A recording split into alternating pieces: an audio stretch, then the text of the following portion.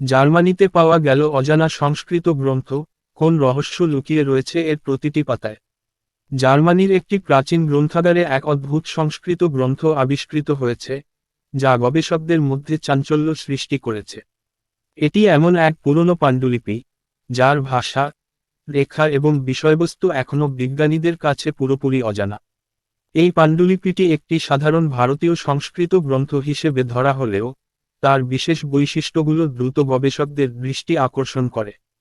পাণ্ডুলিপিটির পাতাগুলি এমনভাবে সাজানো, যেন তা কোনো রহস্যময় কোড বা সংকেত বহন করছে। বিশেষজ্ঞরা প্রাথমিকভাবে এটি একটি ধর্মীয় বা আধ্যাত্মিক গ্রন্থ মনে করেছিলেন, কিন্তু তার ভাষা পর্যালোচনা পর তারা এটিকে আরও গভীর কিছু মনে করছেন। পাণ্ডুলিপিটির লেখাটি এমন এক পুরাতন সংস্কৃত ভাষায় লেখা, যা বর্তমান সময়ের সংস্কৃতের চেয়ে অনেকটা ভিন্ন। এমনকি কিছু অক্ষর এবং শব্দের অর্থ বের করতে অনেক সময় লেগেছে। কিছু বিশেষজ্ঞরা মনে করছেন, এটি একটি অদেখা সংস্কৃত শৈলী বা ভাষার প্রমাণ হতে পারে, যা কখনো জানা যায়নি। গ্রন্থটি কিভাবে জার্মানিতে এল এবং এর পটভূমি কি এটি এখনও অজানা। তবে কিছু ঐতিহাসিক মনে করেন যে এটি প্রাচীন বাণিজ্যের পথ ধরে ইউরোপে পৌঁছাতে পারে। ভারতীয় পণ্ডিতরা বা ভারত থেকে আসা বাণিজ্যিক প্রতিনিধি এই ধরনের গ্রন্থ নিয়ে আসতে পারেন।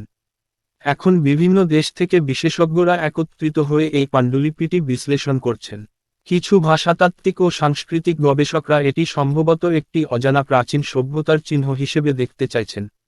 যদিও এটি একটি রহস্যময় আবিষ্কার, তবে ভবিষ্যতে এটি বিজ্ঞান এবং ইতিহাসের এক গুরুত্বপূর্ণ অধ্যায় হতে পারে।